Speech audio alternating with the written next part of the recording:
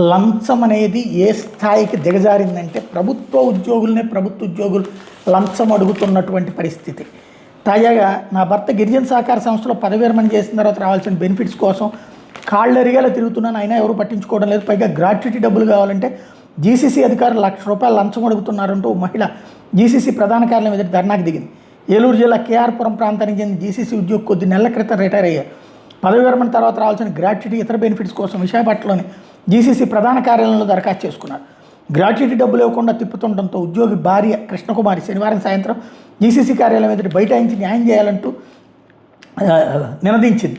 అన్ని benefits ఇచ్చేసామంటూ GCC ఉద్యోగులు ఆమెతో వాదించగా ₹1,00,000 ఇస్తే కానీ గ్రాట్యుటీ విడుదల చేసేది లేదని చెప్పింది మీరు కాదా అంటూ కృష్ణకుమార్ ఆగ్రహం వ్యక్తం చేశారు. గిరిజనుల కోసం ఏర్పాటు చేసిన జీసీసీలో గిరిజనులకు అన్యాయం చేస్తున్నట్టు కన్నీటి పర్యంతమైంది. ₹1,00,00,000 జీసీసీ ధనాన్ని దోచుకుంటున్న వారి విషయంలో మాత్రం ఏమీ చేయలేకపోతున్నారని, తమకు రావాల్సిన సొమ్ములు అడిగితే మాత్రం లంచం అడుగుతూ రోడ్డును పడేయడం భావ్యం కాదంటూ కృష్ణకుమార్ ఆగ్రహం వ్యక్తం చేసింది. వ్యవహారంపై స్పందించేందుకు జీసీసీ అధికారులు నిరాకరించారు.